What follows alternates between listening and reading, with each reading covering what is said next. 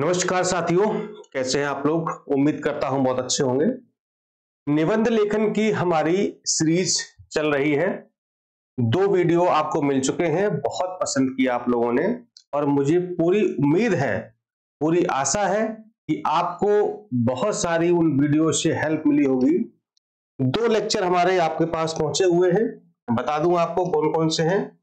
एक आपको मिल चुका है अच्छा निबंध क्या होता है और दूसरा वीडियो आपको मिला था अच्छा निबंध कैसे लिखें। आज का जो हमारा टॉपिक होगा, हम बात करेंगे निबंध की तैयारी कैसे करें। ये कुल मिलाकर के 8 टॉपिक हमने सिलेक्ट किए हैं। अगला होगा शून्य से निबंध कैसे लिखें, निबंध की फ्रेमिंग कैसे करें, प्रस्तावना कैसे लिखें, निबंध का समापन कैसे करें, निबंध के स्रोत क्या है, कहां से कैसे पढ़ा जाए, ये सारी चीजें आपको हम बताने वाले हैं। ठीक है, तो इन 8 या 1-2 वीडियो और आपको हम दे देंगे, तो मतलब 8 से 10 वीडियो टोटल रहेंगे। इतना जिसने देख लिया और समझ लिया तो समझो कि आपका उद्धार हो जाएगा। और आप अगर बिल्कुल भी निबंध नहीं लिख पाते हैं, जैसे अगला हमारा जो वीडियो आएगा शून्य से निबंध कैसे लिखें। शून्य का मतलब यह है कि आप कुछ भी नहीं जानते हैं, नथिंग निबंध के बारे में, फिर आप कैसे निबंध लिखें, मतलब ऐसा क्या करें, तो उसके बारे में अगले वीडियो आपको हम बताएंगे कि शून्य से आपको निबंध कैसे लिखना है। ठीक है, आज हम बात कर लेते हैं अपने इस टॉपिक पर कि निबंध की तैयारी कैसे करें।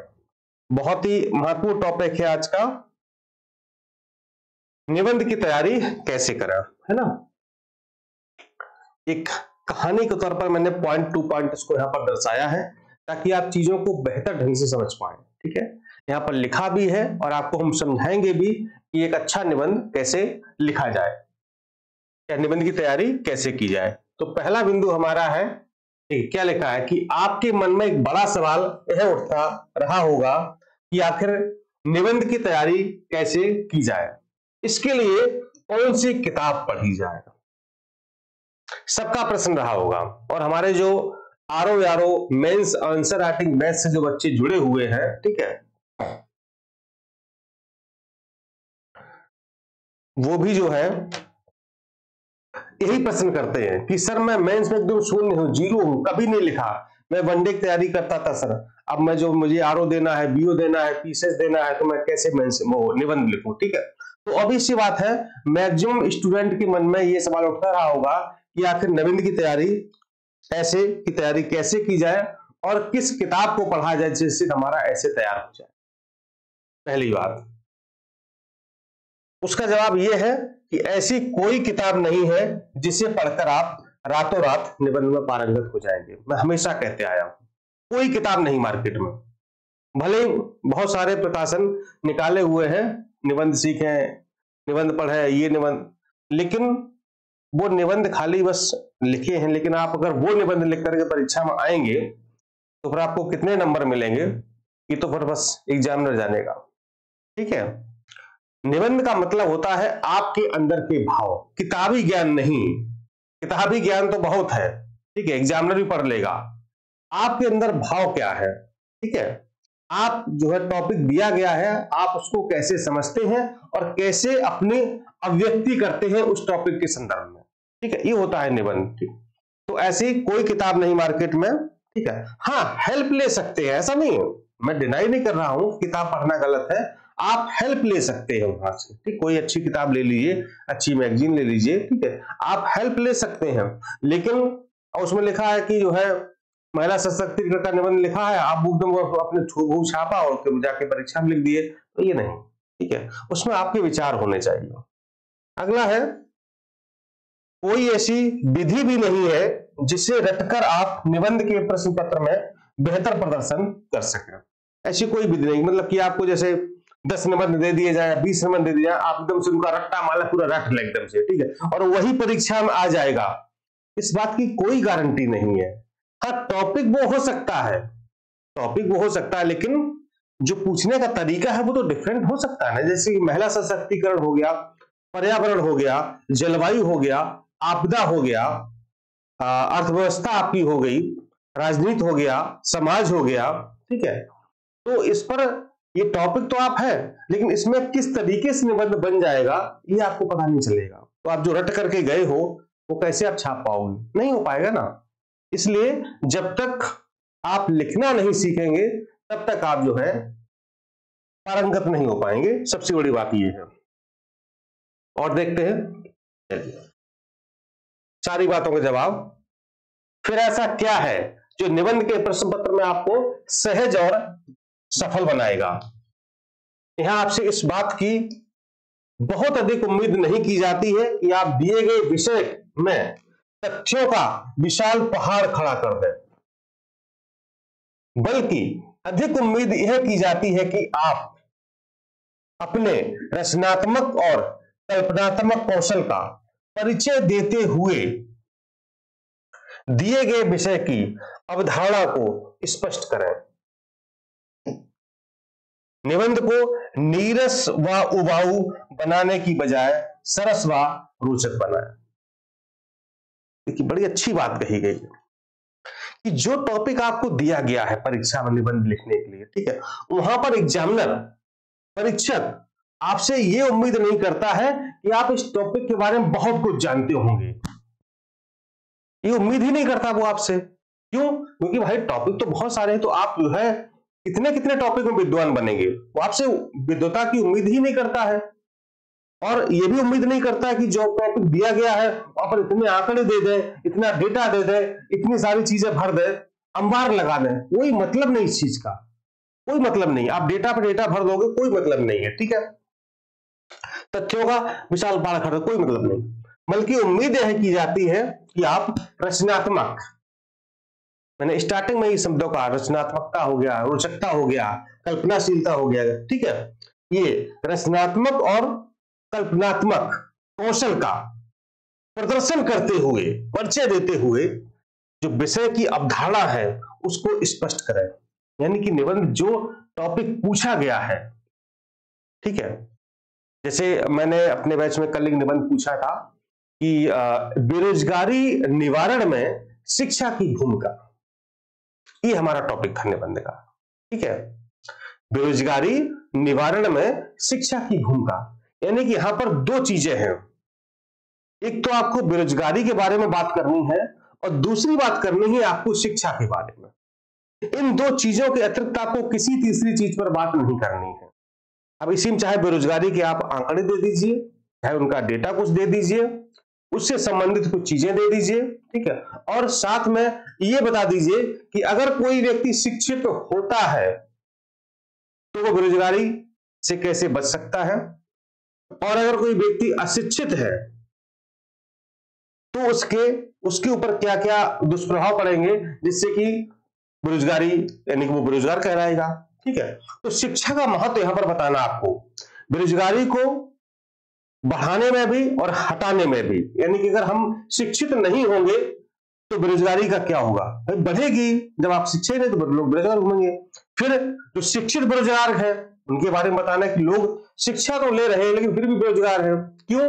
क्योंकि बस वो बीए, एमए, बीएससी, एमएससी करते हैं, टेक्निकल एजुकेशन नहीं लेते हैं, ठीक है। भाई टेक्निकल एजुकेशन लीजिए जहां पर आपको कुछ स्किल मिले, है ना, कुछ सिखाया जाए। जैसे कि आप मान लो अगर आईटीआई भी कर लेते हैं, डिप्लोमा 1 साल 2 साल जो भी होता है, पॉलिटेक्निक कर लेते हैं, तो वहां पर भी आपको कुछ ना कुछ सिखाया जाता है, आप कुछ सीख करके निकलते हैं, आपकी ट्रेड होती है। लेकिन आपने बीए किया और 3 साल आपने लगाए वहां पर, अंत में जब पास आउट हुए 3 साल बाद निकले तो क्या आपके अंदर कोई स्किल है? नहीं है, ठीक है।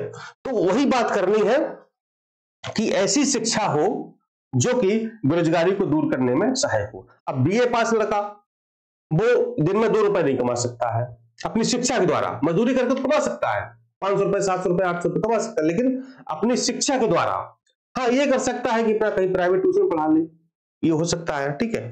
लेकिन अगर किसी व्यक्ति में अगर टेक्निकल हुनर है, ठीक है, सपोज दैट उसको मोबाइल रिपेयरिंग ही आता है, लैपटॉप कंप्यूटर रिपेयरिंग आता है, ठीक है, या कुछ भी आता है, तो वो अपना जो है कहीं एक छोटी सी गुमटी, छोटी सी दुकान लेकर के कुछ ना कुछ अपनी आजीविका का साधन कर सकता है, ठीक है। तो वहां पर आपको ये बताना था उस टॉपिक में कि बेरोजगारी में शिक्षा की क्या भूमिका है, कैसे शिक्षा बेरोजगारी को हटा सकती है। अब शिक्षा जो सामान्य शिक्षा है वो तो नहीं हटा पाएगी, यहाँ पर प्राविधिक शिक्षा होनी चाहिए ना, यानी कि आप टेक्निकल एजुकेशन लें, कुछ स्किल वाली, कुछ कौशल हो, ठीक है, जहां पर कुछ सिखाया जाता हो, उस प्रकार की शिक्षा बेरोजगारी को दूर करने में महत्वपूर्ण है। तो कहने का आशय हमारा यह है कि आपको अपने मूल विषय से भटकना नहीं है, मूल विषय के चारों तरफ घूमना है, उसी के इर्द गिर्द रहना है, दूर नहीं जाना है, ठीक है, दूर नहीं जाना है। देते हुए विषय की अवधारणा को स्पष्ट करें, यानी कि यहां पर जो टॉपिक दिया गया है उसको आपको स्पष्ट करना है कि वास्तव में मूल चीज है क्या। अब दुनिया भर आप पता चले कि आपने बेरोजगारी शुरू किया, दुनिया भर का आपने डेटा दे मारा कि 2024 में इतना थी, 2020 में इतना थी, विश्व बैंक के आंकड़े ये कहते हैं, WHO के आंकड़े ये कहते हैं, फला रिपोर्ट ये कहती है।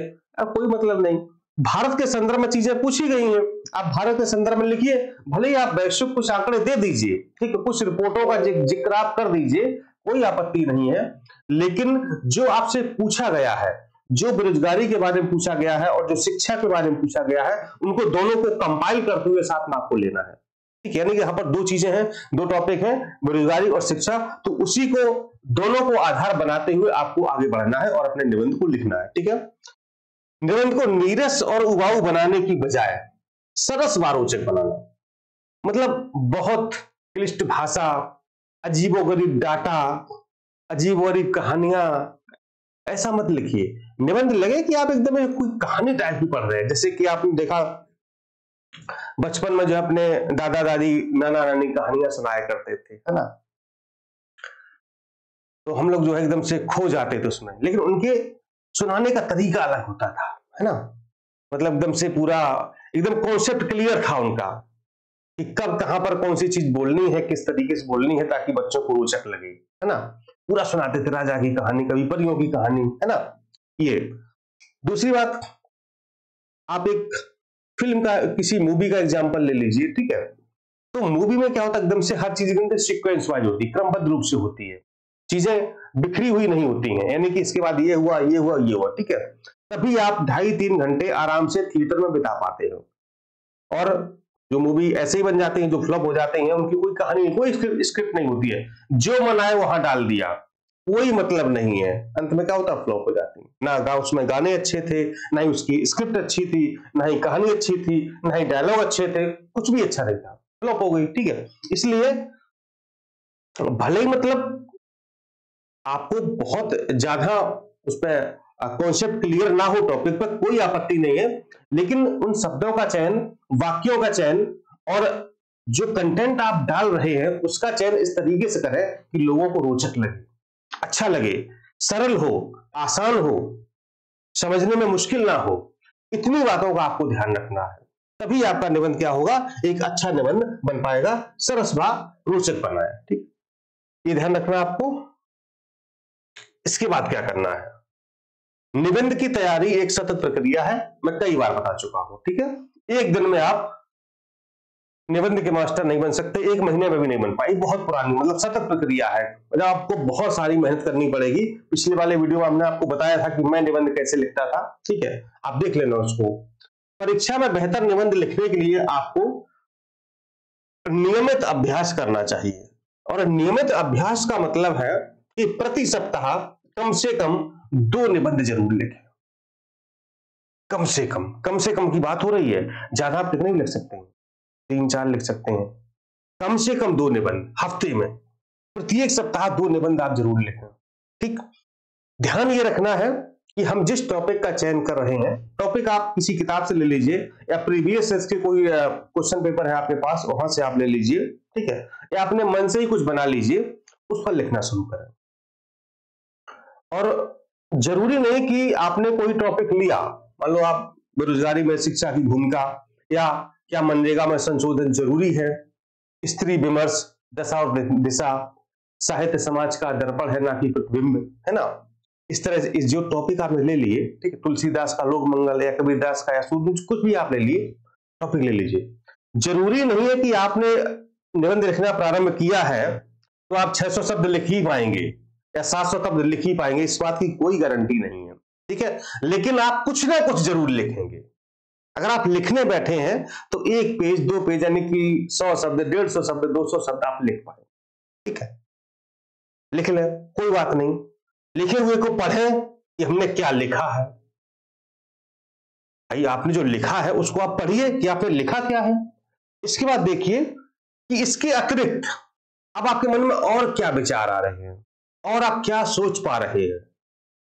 तो आप थोड़ी 5-10 मिनट सोचेंगे, फिर आपके मन में कुछ आएगा, फिर लिखना शुरू कर दीजिए। पता चले आपने एक पेज और लिख लिया, है ना। फिर उसको पढ़िए, फिर देखिए अब मेरा निबंध कहां तक पहुंचा, अब क्या छूट रहा है। इतनी बातें तो हो गई हैं, अब क्या छूट रहा है, अब उसमें सोचिए छूट क्या रहा है। फिर आप सोचने बैठेंगे। देखिए ये सब करना पड़ेगा आपको, ठीक है। और ये स्टार्टिंग में करना पड़ता है, बाद में आप फिर भले ही ना करें, बाद में आप जो है लिख लेंगे, लेकिन स्टार्टिंग में आपको यही करना पड़ेगा।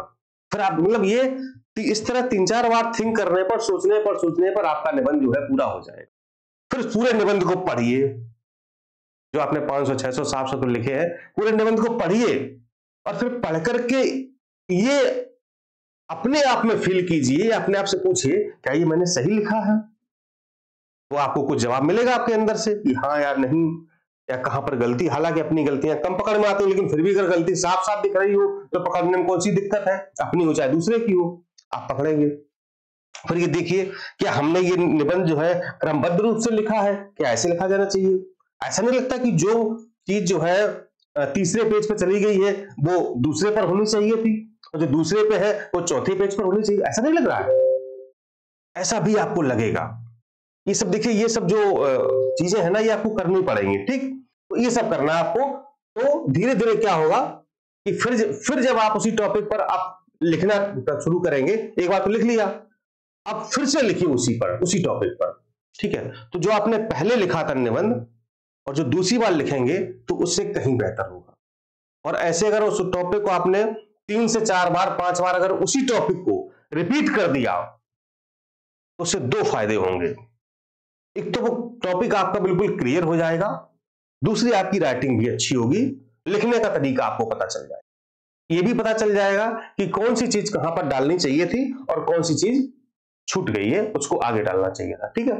तो लिखने करना पड़ेगा। अब आप असल में मार्केट में अगर एक ही दो किताबों को, मैंने बहुत सारी निबंध की किताबें पढ़ी मार्केट की, लगभग सभी पढ़ी हैं, ठीक है। और हमारे पास सभी लगभग हैं, हर प्रकाशन की है। मैंने देखा कि कौन किसने कैसे लिखा है, ठीक है। तो मैं किसी को नाम नहीं यहाँ पर लूंगा, लेकिन एक दो प्रकाशन को अगर छोड़ दो आप, ठीक है, तो बाकी भाई साहब निबंध क्या लिखा है, मतलब कि वो निबंध लिख रहे हैं कि लेख लिख रहे हैं कि अपना ज्ञान बढ़ा रहे हैं, कुछ पता नहीं चलता। एकदम बेतरतीब चीजें, कुछ पता नहीं चल रहा है। और अगर सोचो वैसा निबंध अगर आपने लिख दिया परीक्षा में तो एग्जामिनर भड़क जाएगा, नंबर देना तो छोड़ो, भड़क जाएगा, ठीक है। चलिए, हो सकता है आप शून्य से शुरुआत कर रहे हो, परंतु नियमित अभ्यास से आप बेहतर स्थिति में पहुंच जाएंगे।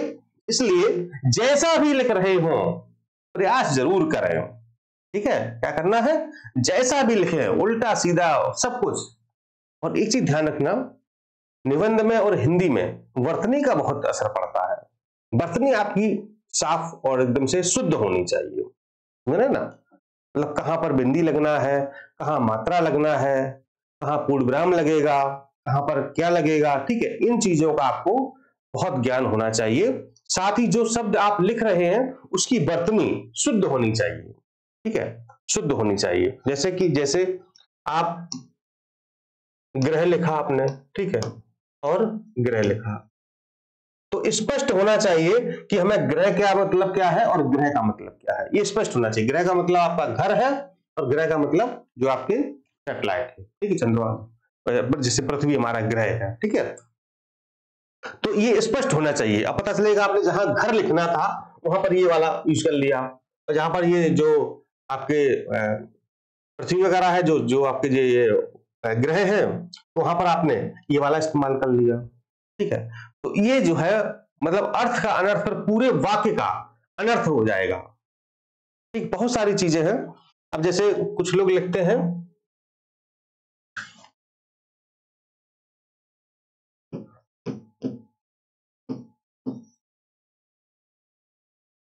आशीर्वाद, ठीक है, तो ये सही लिखा हुआ है।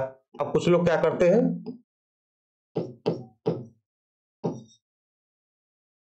इस तरह लिख देते हैं, ठीक है, आशीर्वाद, जबकि होना चाहिए था ये, और ये गलत है। ठीक है, तो इन चीजों पर कि कहां पर रा उड़ेगा ये भी ध्यान होना चाहिए ना आपको।